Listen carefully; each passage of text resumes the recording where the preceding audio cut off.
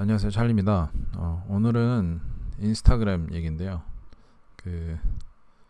요즘 제 채널에서 보면 인스타그램 얘기가 제일 많이 조회수가 올라가는데 제가 안 해서 할 얘기가 많이 없었거든요. 근데 이번에 좀 재미있는 다큐멘터리를 봐가지고 그 내용도 공유할 겸, 그리고 저한테 많이 하시는 질문 중에서 팔로워를 어떻게 늘리냐, 뭐 어떻게 하면은 계정 정지를 안 당하냐, 뭐 이런 얘기들도 있어요. 그래서 그런 내용도 좀 포함이 돼서 한번 전체적으로 공유를 할까 해서 오늘 내용을 준비해봤습니다. 인스타그램은 좀 요즘 받는 비판 중 하나가 다 비슷비슷하다는 거죠. 그래서 옆에 보시면 이 사진들이 한 사람의 계정에서 나온 게 아니라 여러 사람의 계정에서 나온 건데 구도도 비슷하고, 그 다음에 제가 이걸 가져온 사이트에는 피사체도 비슷한 게 굉장히 많아요. 아니면 장소라든지 그런 게 되게 많아서 인스타그램이 요즘 누구 계정에 들어가도 자칭 타칭 인플루언서라고 하는 사람들의 계정에 들어가면 다 비슷비슷하다라고 하는 비판을 굉장히 많이 받아요. 하지만 인스타그램을 통해서 매출도 이제 많이 일어나는 상황이기 때문에 계속해서 인스타그램 인기가 있는 거겠죠. 그래서 그걸 인플루언서 덕이라고 하는 사람도 있고, 그냥 인스타그램 플랫폼 자체가 이제 쇼핑을 유도하도록 좀 좋게 만들어지는 상황 때문이라고 하는 사람도 있고 다양하거든요. 근데 뭐 조금씩 둘 다겠죠. 하지만 오늘은 인플루언서에 대한 이야기를 좀 해보려고 합니다. 그래서 제가 봤던 다큐멘터리는 페이크 페이머스라고 하는 HBO 다큐멘터리거든요. 그래서 한국에도 지금 아마 지금은 아직 안 나왔을 것 같은데 굉장히 재밌어요. 감독이 원래 기자 출신인데 이전부터 소셜미디어에서 인플루언서라는 사람들을 잘 활용해야 된다라고 주장을 하시던 분인데, 실제로 3명의 일반인을 인플루언서로 키우는 그런 과정을 담는 내용입니다. 그래서 저는 굉장히 재밌게 봤고, 하지만 굉장히 많이 놀란 부분도 있어서, 그리고 제가 여태까지 얘기했던 거랑 좀 다른 부분도 있어서 여러 가지를 좀 말씀을 드려볼까 해요. 하지만 그 전에 제 개인적인 이야기부터 좀 하면, 저는 예전에 자비라고 하는 툴을 써서 인스타그램 팔로워 늘리는 거를 뭐 가르치기도 하고 뭐 팔기도 하고 뭐 여러 가지를 했었거든요. 계정 관리도 해주고. 그래서 제가 보통 썼던 방법은, 요즘도 그렇게 하는지는 모르겠는데, 마더 슬레이브라고 하는 방법이 있어요. 마더 슬레이브 혹은 뭐 마더 차일드라고 하는 방법인데, 뭐 방법이 어떻게 되는지는 중요하지 않지만, 일반적으로 유명인이나 아니면은 혹시나 뭐 해보셨는지 모르죠. 인스타그램 대행사를 찾아가서 제 팔로우를 좀 키워주세요라고 하면 이제 사용되는 방법이에요. 그래서 저도 뭐 많이 할 때는 뭐 수천 개를 계정을 돌릴 때도 있었고, 적게 할 때는 뭐 수백 개를 할 때도 있었고, 제 메인 계정으로 한 5-6개 정도 키울 때도 있었고 다양하게 했었는데요. 저는 한 번도 제가 손으로 해본 적이 없어요. 다 자동으로 했어가지고 사실 제 개인 계정이 없어요.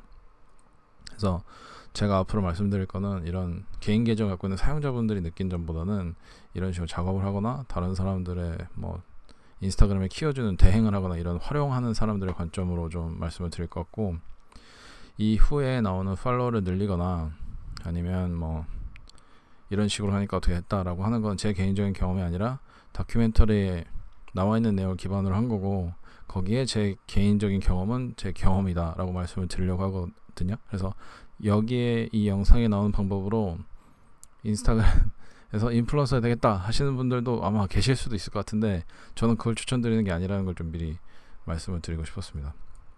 그래서 뭐 추가적으로 말씀을 드리면, 이제 저도 직장 생활을 하다 보니까 여기저기 좀 찌들어서 사는 것 같은 느낌이 드는데, 뭐 요즘 뭐 부캐가 유행이라고 하잖아요. 그래서 이런 것도 있구나, 인스타그램도 아직 이렇게 해서 성공을 할 수가 있구나 라는 생각을 그냥 갖게만 하기 위한 것이지, 이렇게 해서 꼭 하시라라고 알려드리는 게 아니에요. 대부분의 제 내용은 이렇게 하세요라고 말씀을 드리는데, 오늘 건 그게 아니에요. 그러니까 괜히 이렇게 좀 잘못되면은 죄송하니까 네, 그냥 정보 용어로만 들어주시면 좋을 것 같아요. 그래서 다큐멘터리 시작은 이제 핑크월을 시작하는데 전 처음에 핑크월 얘기 듣고 이게 뭐지? 라는 생각을 했었어요. 미국에 안 산지도 오래됐고 하니까. 그래서 이게 핑크월입니다. 그 미국 LA에 멜로즈 애비뉴라고 하는 데가 있대요. 거기에 폴 스미스 매장이 있는데 이 폴 스미스 매장을 핑크색으로 칠해서 그 핑크월이라고들 한다고 하더라고요. 그래서 정확히 얘기하면 레이디 핑크라고 하는 색이고 이 색 자체가 상표권에 등록이 돼 있대요. 제가 이 얘기를 왜 말씀을 드리냐면 여기 사람들 있죠. 이분들이 다 인스타그램에 사진 올리려고 여기로 오시는 분들이래요. 예전 같으면 LA에 가서 무슨 할리우드 사인도 찍고 뭐 차이니즈 극장도 찍고 뭐도 하고 막 이렇게 할 텐데 요즘은 이 핑크월에 가는 게 좀 그 투두 리스트에 있는 거랍니다. 그래서 굉장히 유명해졌는데 그 유명해진 게 다 이제 인스타그램 때문이라고 하는 거죠. 그래서 뭐 이건 사이드지만 이 핑크월은 폴 스미스에서 당연히 관리를 하겠지만 이 관리 비용만 연간 한 6천만 원 정도 소요가 된대요. 그래서 그 이유인즉슨 이 핑크월이 너무 핑크색이니까 사람들이 그래서 욕도 쓰고 막 여기다가 뭐 이상한 색도 칠하고 뭐 태깅도 하고 해가지고 그걸 지우느라 이렇게 돈을 많이 쓴다고 해요. 아무튼 그렇긴 한데 뭐 가끔가다 무슨 데이다 그러면 이제 거기에 맞는 색깔로 다시 도색도 칠했다가 없앴다 막 이렇게 하면서 연간 관리 비용이 좀 많이 늘어나는데 사람들이 여기 와서 인스타 사진을 찍는데 들어와서 구매는 안 하는 모양이에요. 그래서 매출에는 전혀 도움이 되지 않는다라는 사이드가 있었습니다. 아무튼 그래서 이런 사람들이 여기 와서 셀피나 뭐 인스타그램용 사진 찍는 이유가 뭘까에 대한 질문으로 시작을 하는데 감독은 좋아요 때문이라고 해요. 뭐 당연히 인스타그램에 하는 모든 것들이 뭐 좋아요나 팔로우를 늘리기 위해서인데 좋아요를 받아야 팔로워가 늘어나고 팔로워가 지금 현재 이 지구상에서 가장 중요한 화폐 단위다라고 이야기를 하고 있습니다. 근데 우리나라에도 초등학생들 장래 희망 1위가 유튜버라고 하죠. 뭐 대도서관 같은 유튜버가 되고 싶어요라는 초등학교 학생들의 장래 희망 그 리스트를 봤는데 그거 자체가 이제 인플루언서가 되는 거죠. 유명해지는 게 희망이니까 인스타그램 채널에서 인플루언서가 되기 위해서 하는 것도 어떻게 보면 똑같은 이야기인 것 같은데 이제 중요한 점은 인플루언서 되기 전에는 된 후에 뭐가 바뀌는지 어떤 식의 힘듦이 또 있는지를 모르잖아요. 그걸 살짝 엿볼 수 있는 기회라고 생각을 해주시면 좋을 것 같아요. 그래서 인플루언서라고 하는 것에 대해서 먼저 정의를 해야 되는데 사실 인플루언서라는 거에 정의가 없어요. 그 누구나 되고 싶고 누구나 희망상으로 장래 희망으로 갖고 있는 사람도 있는데 그리고 저처럼 이렇게 그런 사람을 키워내고 싶은 사람도 있는데 인플루언서가 무엇을 의미하는지 몰라요. 그러니까 10만 명이 되면 인플루언서냐 100만 명이 되면 인플루언서냐 아니면 뭐 5만 명만 돼도 인플루언서냐 이거를 모르는 거죠. 아무도. 다큐멘터리에서는 뭐 나름대로 그 정의를 하지만 저는 잘 모르겠습니다.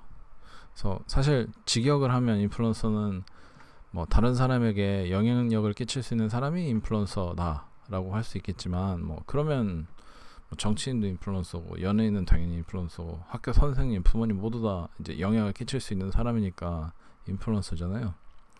근데 일반적으로 우리가 생각하는 인플루언서는 뭐 유튜브라든지 인스타라든지 틱톡에서 구독자를 많이 갖고 있는 사람 혹은 팔로워를 많이 갖고 있는 사람이 인플루언서라고 생각을 하죠.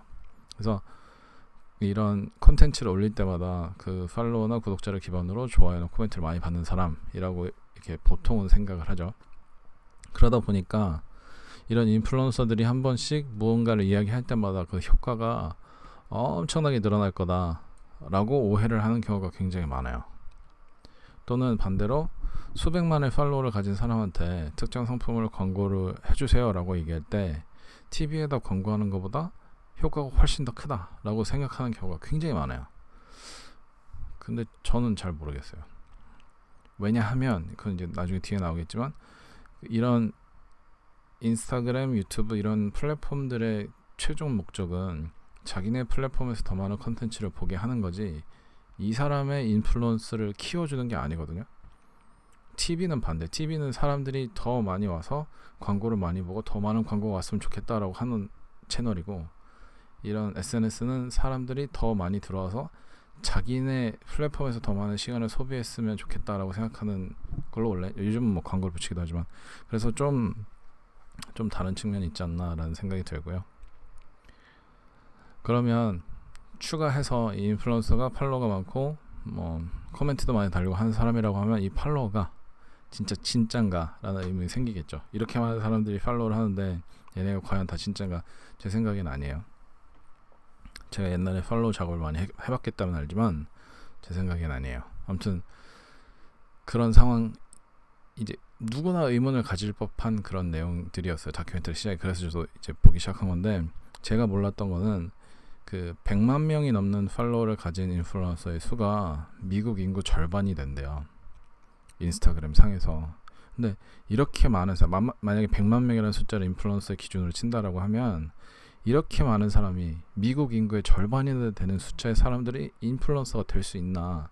그럼 절반이 절반한테 광고하는 꼴이 돼버리니까, 그런 간단한 그 질문을 가지고 시작한 다큐멘터리라는 거죠. 그래서 제가 말은 되게 재미없게 했는데 다큐멘터리는 재밌거든요. 혹시 기회가 되시면 한번 보시면 좋겠어요. 제가 설명을 잘 못한 것 같은데, 아무튼 그래서 이제 인플루언서를 만들어내자라는 생각을 하는 거죠. 다 진짜가 아닌 것 같으니까 내가 한번 만들어보자. 그래서 일반인들도 노력을 하면 인플루언서가 될 수 있나? 일반인을 데려놓고 자기가 인플루언서를 만들어버릴 수 있을까? 인플루언서가 되면 어떻게 될까? 라는 생각을 하는 거죠. 그래서 이제 케이스 스터디를 시작합니다. 일반인 인스타그램 계정을 갖고 있대. 팔로워가 뭐 5,000명이 안 되는 사람들 쭉 모아놓고 3명을 골라요. 그래서 이분들이 1,000명에서 3,000명이었나? 3,000명의 팔로워를 갖고 있는 이제 일반인 3명을 골라서 인플루언서를 만듭니다. 그래서 여기 보시는 것처럼 요분이 일반인이었어요. 그래서 지금 여기 설정샷을 찍는 건데, 이렇게 일반인 3명을 불러다 놓고 이런 설정샷을 좀 찍어서 올리면서 이제 인플루언서를 만들어 보자라고 시작한 거예요. 근데 그 답을 얻기 위해서 어쨌든 팔로워를 많이 늘려야 되잖아요. 그래서 이 감독은 팔로워를 구매를 합니다. 제가 채널에서는 팔로워 구매 절대 하지 말라고, 좋아요 구매 절대 하시지 말라고 하잖아요. 이 사람은 셋 다 해요. 팔로워, 좋아요, 코멘트 3가지를 다 구매해버려요. 그래서 저는 굉장히 이거 끝이 안 좋겠다라는 생각으로 처음에 보기 시작했는데, 나중엔 좀 반전이 있습니다. 아무튼 그래서 저도 사도 받고 팔아도 받고 해서 툴을 만들어서 이제 제가 만들어내기도 하고 해서 이건 그렇게 좋은 생각 아닌데 라고 생각을 했는데, 뭐 감독은 자기 계정이 아니잖아요. 남의 계정이잖아요. 그래서 그냥 막 산 것 같아요. 그래서 이 3명의 페이크 페이머스 대상자들한테 이제 팔로워를 처음엔 7,500명으로 시작하거든요. 팔로워를 7,500명으로 해서 이제 계정을 키우는 거죠. 처음에는 뭐 3,000명이 안 되니까 이제 10,000명도 안 되는 거예요. 7,500명 사도. 그래서 좀 어진간하게 사이즈를 좀 만들자라고 생각해서 이렇게 한 것 같고, 그다음에 인플루언서들 계정을 보면 이제 호텔 샷들이 되게 많잖아요. 그래서 이 일반인들을 데려다 놓고 호텔 설정 샷을 하는데 보시면 이 위에서 찍으니까 여기 그 장미꽃 이것밖에 안 보일 거잖아요. 그래서 호텔에서 장미꽃을 풀어놓은 풀장에서 누워서 찍는 사진인 것처럼 설정샷을 하는데, 이 사진에서 말씀드리면 요분만 진짜 자기 모습으로 있는 거예요. 여기 있는 모든 것들은 다 가짜입니다. 이분 진짜 사진 작가고, 그러니까 이게 개인집 뒷마당에서 이 짓을 하고 있으니까. 근데 실제 인플루언서들 처음에 돈이 없을 때는 이렇게 한대요. 설정샷을 한대요. 그래서 자기네들도 이렇게 했다고 하던데 굉장히 당당해서 더 놀랬고, 이런 식으로 사진을 찍었는데 실제로도 효과가 있어서 저는 되게 놀랐어요. 특히나 뭐 이렇게, 이거는 애기 욕조거든요. 이 애기 욕조가 뭐 되게 지저분한데 거기다 물 채워서 꽃 풀어놓고 뭐 찍고, 그다음에 그 뒷마당에 있는 풀장 되게 좁은 데서 막 이렇게 샴페인인 것처럼, 그게 사실 애플 주스고, 그다음에 초콜릿을 이렇게 먹는 사진인데 그거는 버터에다가 코코아 가루를 뿌린, 전 되게 충격적이었어요. 아무튼 그런 설정샷을 찍었는데도 작가가 이 실제 사진 작가라서 그런지 모르겠는데 사진 자체는 엄청나게 멋있더라고요. 그래서 이런 설정샷을 올리고 가짜 팔로워, 가짜 좋아요, 가짜 코멘트를 했는데 정말 더 충격적인 부분은 계정이 정지가 안 됐어요. 예전에 한동안은 팔로우 구매하자마자 계정이 팍팍팍 정지가 됐었거든요. 근데 이제 이 사람들은 작년에 했는데 2020년도에 했는데 정지가 안 되더라고요. 그래서 되게 저는 충격을 많이 받았습니다. 그래서 3명 다 이런 방식으로 팔로우가 수만 명이 될 때까지 계정을 키웠는데 단 한 명도 계정이 정지가 안 됐어요. 그래서 아직은 뭐 인플루언서라고 하기도 어렵고, 첫 번째 포토슛 이거에서 그래도 꽤 많이 찍긴 했지만 여기서 찍은 사진 다 써서 두 번째 포토슛을 하는데, 두 번째는 이제 맨션에서 찍는 거랑 그 엄청나게 큰 집들 있잖아요. 약간 성같이 생긴 집, 거기서 찍은 설정샷이랑 개인 제트기에서 찍는 설정샷인데, 여기서 또 충격적인 부분은 맨션을 빌려주는 업체도 있고 하루에 30만 원인가 그렇더라고요. 그리고 개인 제트기를 빌려주는 곳이 있더라고요. 근데 제트기 자체를 빌려주는 게 아니라 제트기 실내만 약간 스튜디오처럼 해놓는 건데 그거를 빌려줘요. 그러면 1시간에 3만 원인가 그런데 그게 한 달 동안 꽉 찼대요, 예약이. 그런 인플루언서들로 꽉 찼겠죠. 그래서 되게 충격적이었어요.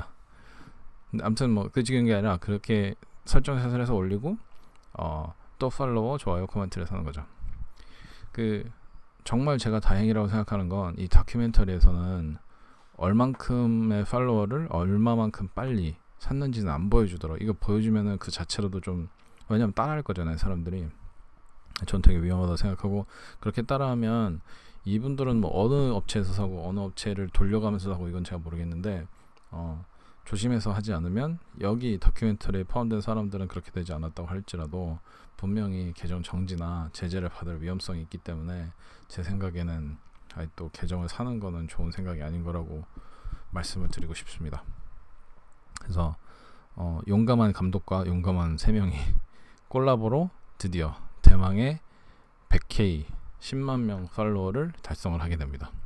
근데 신기한 거는 3개월 정도 하니까 10만 명이 됐는데, 이때부터 무슨 우리 선글라스를 좀 쓰고 그 포스팅을 해주세요, 아니면 우리 헬스장에 오셔서 개인 PT 받아오시고 그 다음에 포스팅을 해주세요, 이러면서 무료로 상품들이 슬슬 왔대요. 10만 명 기준으로 해서 이제 3명의 실험자 중에서 1명은 포기를 해가지고 이제 진행은 안 됐는데, 나머지 2명은 이렇게 됐고, 여기서 사이드로 그 실패라고 하나? 그 포기하신 분은 왜 포기를 했냐라고 하면